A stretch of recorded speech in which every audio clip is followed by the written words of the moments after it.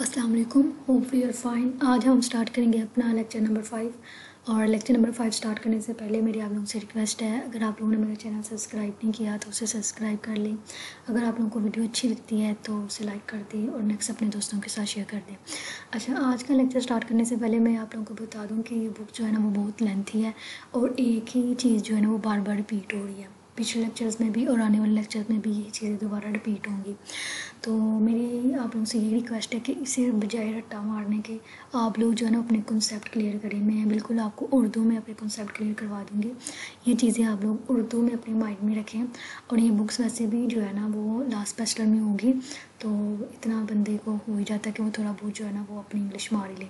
तो इसलिए बजाय कि आप लोग ये इसको इंग्लिश में याद करो हर एक चीज़ को, तो आप लोग जो है ना वो उर्दू में अपना कॉन्सेप्ट बनाओ, तो वो आपके लिए ज़्यादा बेनिफिट रहेगा। क्योंकि जब भी एग्ज़ाम में कोई बैठता है तो इंग्लिश तो बिल्कुल भी याद नहीं रहती, सिर्फ वही चीज़ याद रहती है जो उर्दू में माइंड में हो। मेरे साथ तो यही था, लेकिन आप लोगों के साथ अब इसका मुझे पता नहीं है। लेकिन चले मैं अब स्टार्ट करती हूँ। मैं आपको हर चीज़ करवाऊँगी, हर चीज़ का आपको कॉन्सेप्ट दूँगी। इसमें सबसे पहले आ जाता है प्रोजेक्ट इंटीग्रेशन मैनेजमेंट। इसमें सबसे पहले ये आप 2 लाइनें एक दफ़ा देख लीजिएगा। इसमें और जो नीचे आप पढ़ेंगे ना सब कुछ, इसमें सब कुछ जो मैं आपको उर्दू में बताऊँगी वो ही इसके अंदर होगा। इसमें ये होता है कि सबसे पहले जो है ना, जब भी हमने कोई प्रोजेक्ट मैनेज करना होता है, सबसे पहले हमने अपने प्रोजेक्ट को पार्ट्स में डिवाइड करते हैं। या हम उसे कह देते हैं पार्ट्स में कह देते हैं, या हम कह देते हैं हम उसे प्रोसेस कह देते हैं, या हम उसे कह देते हैं कि हमने अपने प्रोजेक्ट को फेजेस में जो उनसे है ना वो डिवाइड कर दिया। फिर ये होता है कि जितने भी फेजेस जो होते हैं वो प्रोजेक्ट में होते हैं ना, वो फिर जो उनसे ना वो मिलकर काम करते हैं। वो सारे फेजेस इसलिए हम वो इन्हें डिवाइड करते हैं ताकि हर फेज जो है ना वो इजीली अपना अपना काम कर सके। इस तरह अगर हमें पूरा प्रोजेक्ट बनाने बैठ जाएंगे तो वो हमारे लिए कहीं ना कहीं हमारे लिए मिस्टेक हो जाती है। इसलिए हम इसे पार्ट्स में डिवाइड करते हैं ताकि ये जो है हमारे लिए हेल्पफुल रहे और इजीली जो है ना हमारे प्रोजेक्ट का स्कोप भी मेंटेन रहे। तो फिर ये सारे पार्ट जो हमने डिवाइड किए होते हैं वो फिर मिलके जो है ना वो एक जो है ना पूरा प्रोजेक्ट क्रिएट करते हैं। इसमें भी देख रहे हैं project integration management include the process मतलब जितने भी हम कह लें कि हमने डिवाइड किया ये फेजेस होते हैं। ये रिक्वायर्ड होते हैं to ensure that various element of the projects are properly coordinate. ये देख लें कि हर जो टास्क होगा या कोऑर्डिनेट होगा वो प्रॉपर्ली इस प्रोजेक्ट में अपना अपना जो है ना वो काम करेगा और एक दूसरे के साथ प्रॉपर्ली जो है ना वो इंटीग्रेट करेगा। और ये सारी नीचे यही चीज़ इसके नीचे भी है। अब इसमें ये भी देख लें आप लोग, इसमें क्या कि जब भी कोई हम अपने प्रोजेक्ट पे वर्क करते हैं तो इसलिए करते हैं कि वो इंटीग्रेटेड रहे। इंटीग्रेटेड का मतलब होता है एक मुकम्मल यकजा हमें जो है ना वो एक प्रोजेक्ट मिले, मुकम्मल तकमील शुदा। ठीक है, इसमें हमने कहा है कि इसमें हम जो है ना अपने ऑन गोइंग ऑपरेशन जो होते हैं वो परफॉर्म करते हैं। कौन परफॉर्म करते हैं? हमारी ऑर्गेनाइजेशन जो इस प्रोजेक्ट पे काम कर रही होती है वो ऑन गोइंग ऑपरेशन परफॉर्म कर रही होती है ताकि हमने जो प्रोजेक्ट है वो इंटीग्रेटेड होकर मिले। इसने कहा कि प्रोडक्ट का स्कोप और प्रोजेक्ट का स्कोप जो होता है ना वो मस्ट भी इंटीग्रेटेड होते हैं कि हमें मुकम्मल मिलने चाहिए। इसके लिए हम जो है बहुत एफर्ट करते हैं कि हमें प्रोजेक्ट का स्कोप, जब हमारे प्रोजेक्ट का हमारे प्रोडक्ट का स्कोप होगा ज़ाहिर सी बात है हमारा प्रोडक्ट जो है ना वो वैल्यूएबल होगा। इसके बाद आ जाता है हमारे पास के अर्न वैल्यू मैनेजमेंट। ये आपके लिए आपके पास MCQ आ जाता है EVM। ठीक है, EVM का आपने स्टैंड आप लोग याद रखें, अर्न वैल्यू मैनेजमेंट। इसमें जो है ना वो 3 चीज़ें आती हैं, या तो ऊपर से भी आप 3 ये याद कर लें या नीचे आप इसके 3 कर्व्स याद कर लें। इसमें ये होता है कि जब भी हमने अपना वर्क को कंप्लीट करना होता है तो हमने अमाउंट एक अर्न वैल्यू की जो ना एक अमाउंट डालते हैं अपने वर्क को कंप्लीट करने के लिए। इसमें ये सेकंड ये होता है कि जब भी हमने कोई वर्क परफॉर्म करना होता है, कोई काम को किसी टास्क को परफॉर्म करना है, तो हमने पहले एस्टिमेट लगाना है कि हमारा कितना बजट, कितनी कॉस्ट लगेगी इसके ऊपर। ठीक है, और इसे हम बजट कॉस्ट भी कहते हैं जब हम इसे वर्क के ऊपर किसी वर्क को परफॉर्म करना होता है। इसके बाद नीचे ये देख लें कि ये MCQ आ जाता है कि कितनी जो है ना वो कर्व्स हैं अर्न वैल्यू चार्ट के। तो ये 3 कर्व्स है, ये मोस्ट इम्पोर्टेंट है। इसमें ये होता है बजट कॉस्ट वर्क शेड्यूल। जब हमने अपने वर्क को शेड्यूल करना होता है, यानी हमने एक्टिविटीज़ बनाई हुई, हमने इन्हें शेड्यूल करना है कैसे किस टाइम पे या कौन सी एक्टिविटीज़ का परफॉर्म होगी, उसके ऊपर हमारी कोई ना कोई कॉस्ट लगेगी, उसका बजट करना है। ठीक है, फिर हमने कोई वैल्यू उनसे अर्न भी करेंगे जब हमारा कोई प्रोजेक्ट कंप्लीट होगा। उसके बाद इसने कहा है कि एक्चुअल कॉस्ट, जब हमने अपने वर्क को परफॉर्म करना है, पूरे काम को अपने प्रोजेक्ट को परफॉर्म करना है, तो कितनी एक्चुअल कॉस्ट जो है ना वो लगेगी इस काम के ऊपर। इसका हिसाब भी लगाना होता है।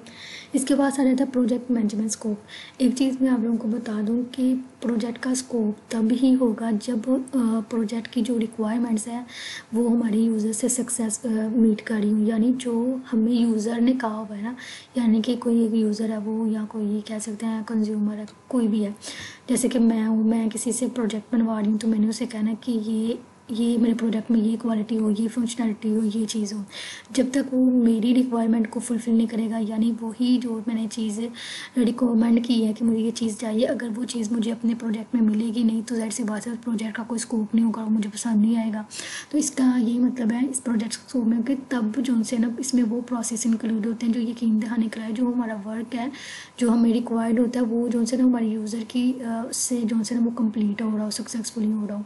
यहाँ पर से आप ये पढ़ लें या आप यहाँ से पढ़ लें, बिल्कुल यही सेम चीज़ है। इसमें ये कहा कि हमने कुछ प्रोसीजर टूल्स और तकनीक को यूज़ करते हैं अपने प्रोडक्ट के स्कोप को मैनेज करने के लिए, और ये वेरी करता है एप्लीकेशन के ऊपर। और एप्लीकेशन जो होती है वो यूजली इसमें जो से होते हैं प्रोडक्ट के लाइफ साइकिल होते हैं, उसमें हमें प्रोजेक्ट की लाइफ साइकिल के पार्ट को डिफाइन किया होता है। इसमें मैंने पीछे भी आपको बताया कि हम ना हर प्रोजेक्ट को डिवाइड करते हैं पार्ट्स में, ठीक है।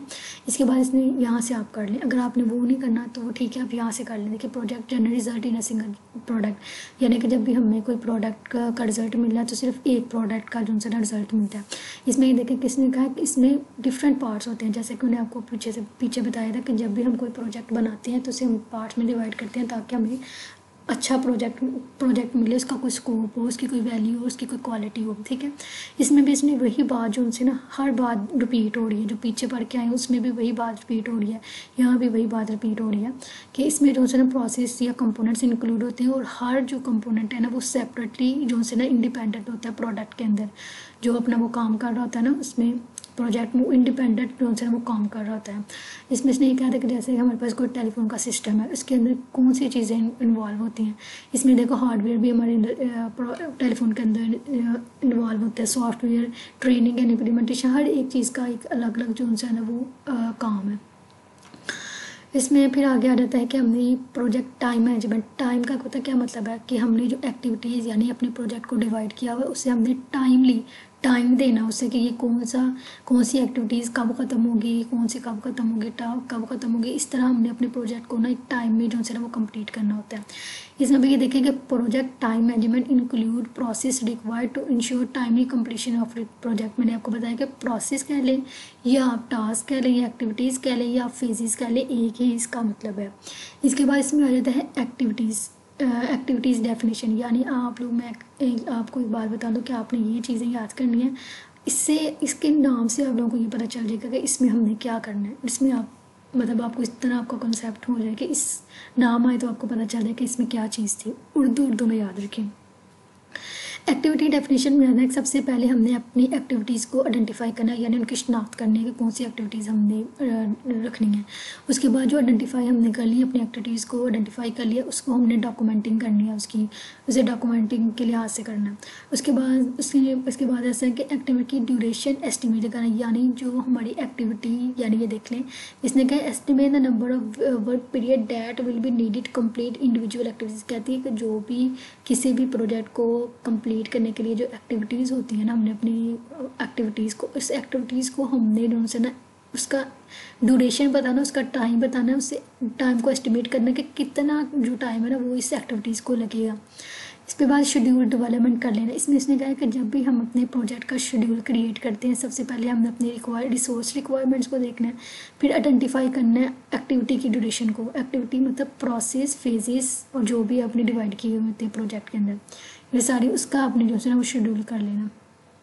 इसके बाद इसने कहा कि शेड्यूल कंट्रोल। इसमें क्या कि जब हमने अपने प्रोजेक्ट का शेड्यूल बनाया हुआ, यानी कि मैंने शेड्यूल बनाया हुआ कि ये या जो भी है 4 अक्टूबर है तो मैंने इसे 10 अक्टूबर तक जो है ना वो इसे डिलीवर करना है, तो ये इसे अपना कंप्लीट करना है। तो ये मैंने अपने प्रोजेक्ट का शेड्यूल बनाया, कहते हैं उसकी चेंजेस उसके अंदर कोई आएगी तो उस चेंजेस को आपने कंट्रोल करना है, इसे कहते हैं शेड्यूल कंट्रोल। उसके बाद ये जो क्वेश्चन है ये रिपीट हो रहा है दोबारा, ये 4 लेक्चर नंबर 4 और पेजेस नंबर 21 हैंडआउट्स में, और ये बहुत इंपॉर्टेंट मैंने आपको बताया था, और ये आप लोगों ने वहाँ पे कर लेंगे तो आपको समझ आएगी। इसके बाद देखिए फिर क्वालिटी आ गया, फिर यही हो गया कि जो प्रोसेस जो से होते हैं वो हमारे जो प्रोजेक्ट में इंक्लूड है वो जो से ना वो इस तरह के होंगे जो हमारी नीड से सेटिस्फाइड कर रहे हो। मैंने आपको पीछे बताया कि हमारा स्कोप भी तब होगा जब वो प्रोजेक्ट हमारे यूज़र की रिक्वायरमेंट से मीट कर रहा होगा, क्वालिटी भी तब होगी जब वो हमारे यूज़र की नीड से सेटिस्फाई कर रही होगी। हर चीज़ जो होती है वो बार बार रिपीट हो रही है और वो है ये चीज़ है कि वो प्रोजेक्ट ऐसा हो जो हमारी यूज़र की रिक्वायरमेंट से जो है वो मीट कर रहा हो। इसमें इंक्लूड होता है, इसमें ना क्वालिटी प्लानिंग हम करते हैं, इसके बाद क्वालिटी अश्योरेंस यकीन दहानी करते हैं क्वालिटी की, फिर इस क्वालिटी को कंट्रोल करते हैं, फिर हमने देखना होता है कि हम ज़्यादा से ज़्यादा अपनी क्वालिटी को इम्प्रूवमेंट करें विद इन क्वालिटी सिस्टम के अंदर क्वालिटी सिस्टम के अंदर अपने क्वालिटी को इम्प्रूवमेंट लेकर आनी है। इसके अंदर आ गया इसके बाद प्रोजेक्ट ह्यूमन रिसोर्सेज मैनेजमेंट। जहाँ पे ह्यूमन रिसोर्सेज मैनेजमेंट आ जाएगा उसका मतलब ये है कि इस प्रोजेक्ट के अंदर लोग इन्वॉल्व हैं।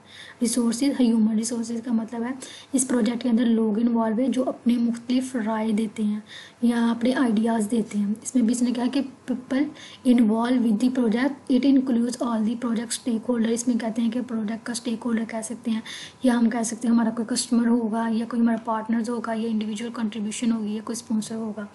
इसके बाद इसने ये नीचे बहुत इम्पोर्टेंट है ये 3 पॉइंट्स हैं, ये आप लोगों में से याद करने हैं जब भी हमारे पास आएगा ह्यूमन रिसोर्सेज का ये मतलब है कि जो भी प्रोजेक्ट में कोई लोग इन्वॉल्व होंगे तो ह्यूमन रिसोर्सेज हो गए। और इसमें जिसके 3 जो है ना वो प्रोसेस है, एक जो है ऑर्गेनाइजेशन प्लानिंग होती है, स्टाफ इक्विजिशन होती है और टीम डेवलपमेंट।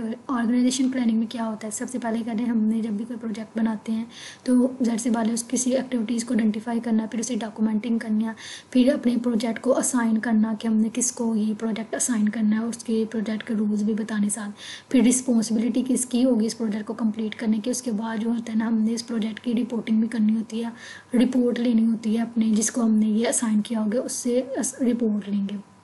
इसमें ये चीज़ आ जाएगी, स्टाफ इक्वेशन भी आ जाएगा कि हमने जो से ना जो प्रोजेक्ट के ऊपर वर्किंग कर रहा होगा ना स्टाफ इक्वेशन ने उससे जो से रिसोर्सेज ह्यूमन रिसोर्सेज उसे नीड जिन ह्यूमन रिसोर्सेज की उसे ज़रूरत होगी स्टाफ इक्वेशन ने वर्क जो प्रोजेक्ट के ऊपर वर्क करे उससे ह्यूमन रिसोर्सेज जो होते हैं वो साइन करने हैं।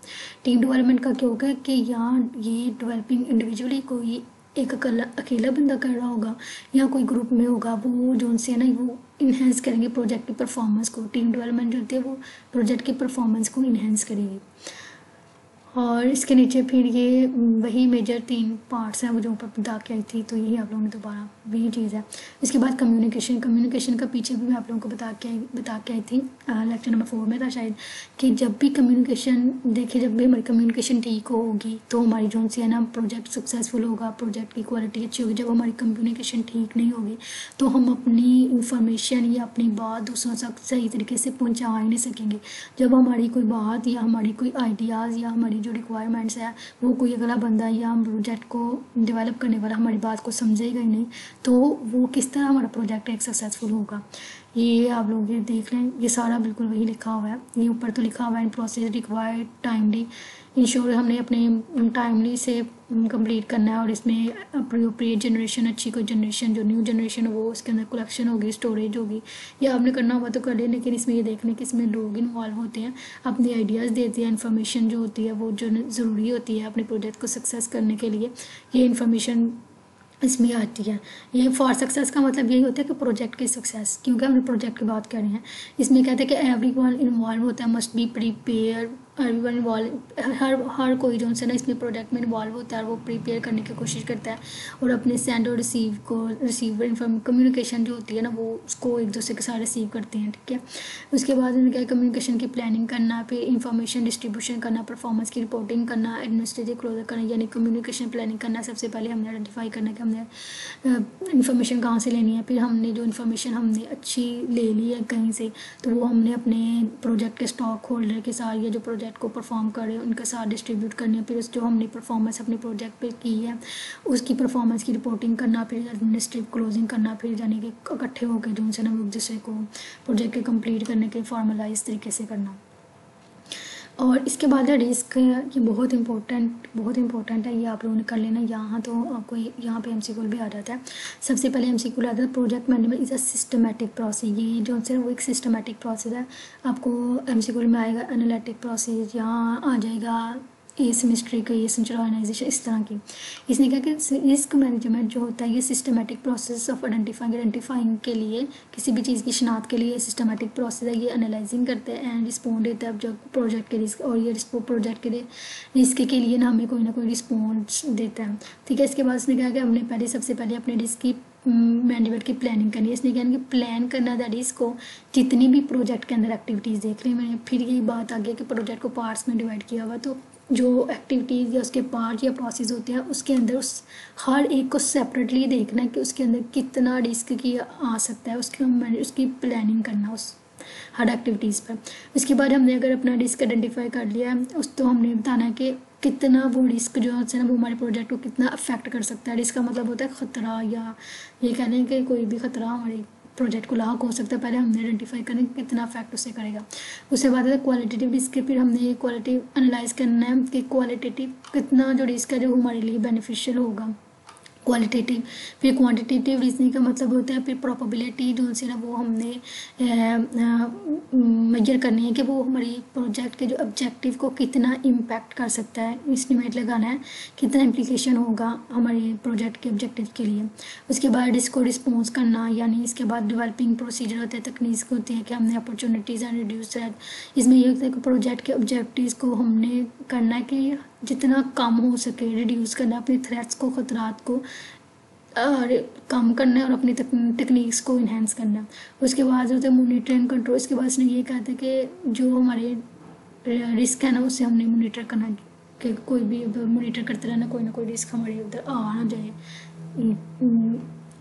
इसके बाद आता है प्रोजेक्ट मैनेजमेंट में आ रहा था कि अवेलेबिलिटी रिसोर्सेज, ठीक है। इसमें ये देखें यार इसमें प्रोसेस रिक्वायर, इसमें गुड और सर्विसेज होती हैं और इसमें हमने अपने प्रोजेक्ट का स्कोप बताना होता है फ्रॉम आउटसाइड परफॉर्मिंग ऑर्गेनाइजेशन से। गुड और सर्विसेज में हमने से इसमें दो रिसोर्सेज होते हैं कि इसमें गुड और सर्विसेज होती हैं और हमने सारा उससे बताना होता है कि क्या उनका इम्पैक्ट पड़ेगा। प्रोक्योरमेंट इस प्लानिंग आ रहा है कि इसमें ये होता है कि हमने डिटरमाइन करना है कि प्रोक्योर का मतलब होता है खरीदना। हमने बयान करना है कि क्या चीज़ क्या ख़रीदा है और कब ख़रीदा है। सोलिसिटेशन प्लानिंग में इसमें अन्य प्रोडक्ट की रिक्वायरमेंट आ जाती है, आइडेंटिफाई की आ जाती है, पोटेंशियल सोर्सेज है उससे हमने आइडेंटिफाई करना है, और फिर जो प्रोडक्ट के अंदर रिक्वायरमेंट्स हैं जो हमें चाहिए होती है उसको डॉक्यूमेंटिंग करना है। सोलिसिटेशन का मतलब होता है दरख्वास्त। इसमें जब कोई दरख्वास्त होती है उससे कोटेशन होती है, इसके अंदर बिड्स होती हैं, उसके अंदर ऑफर्स होती है, कोई प्रपोजल होता है, अनअप्रोप्रिएट होता है। ये बस आपने सिर्फ एज MCQ के लिए रीड करने हैं। उसके बाद फिर कुछ सोर्स सिलेक्शन आ जाता है, इसमें पोटेंशियल सेलर को चूज़ करना, ठीक है। कॉन्ट्रैक्ट एडमिनिस्ट्रेशन में हमने जॉनसन अपने रिलेशनशिप को सेलर के साथ जॉनसन मैनेज करना रिलेशनशिप अपने सेलर के साथ। और कॉन्ट्रैक्ट में हो जाता है कि हमने कंप्लीशन एंड स्टेटमेंट जो होती है, अब कंप्लीशन होता है अपना मुकम्मल करना, या सेटलमेंट जो होती है कॉन्ट्रैक्ट करना किसी के साथ, ये इसे क्लोज आउट कर देना।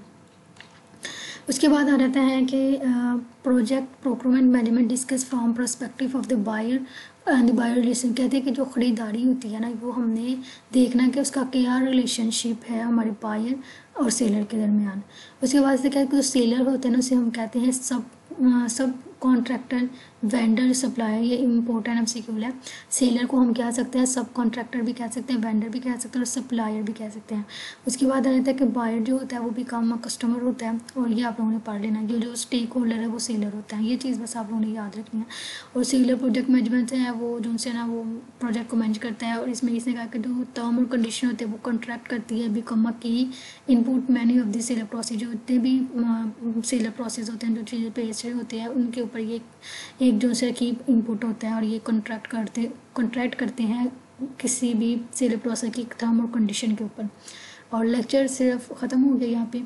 तो अगर आप लोगों को कुछ समझ ना आए तो आप लोग मुझे कमेंट बॉक्स में पूछ सकते हैं, और मेरा आप लोगों को फिर मैं सजेस्ट करूँगी कि हमेशा कि आप लोग अपने कॉन्सेप्ट क्लियर करें उर्दू में। आपको आप बस नाम पढ़े तो आपको समझ आ जाए कि इसमें क्या होगा, क्योंकि अभी आप हैंड से पढ़ेंगे तो बिल्कुल भी आपको ऐसे लगेगा कि समझ ही नहीं आ रही। कुछ इस तरह के कीवर्ड्स हैं, वर्ड्स उन्होंने यूज़ किए हुए इंग्लिश में जो वैसे तो हम पढ़ लेते हैं, रट्टा भी मार लेते हैं, लेकिन आम रूटीन में हम वो यूज़ नहीं करते। तो फिर जब हम एग्जामिनेशन में बैठते हैं तो हम वो वर्ड भी हमें भूल जाते हैं। इसलिए जो है ना आप इस बस कॉन्सेप्ट क्लियर करें और जब बैठें तो आप अपने वर्डिंग में वहाँ पर लिख लें। तो अगर आप लोगों को वीडियो पसंद आती है प्लीज़ चैनल को सब्सक्राइब कर दें, आप लोगों के लिए इतनी मेहनत की जा रही है।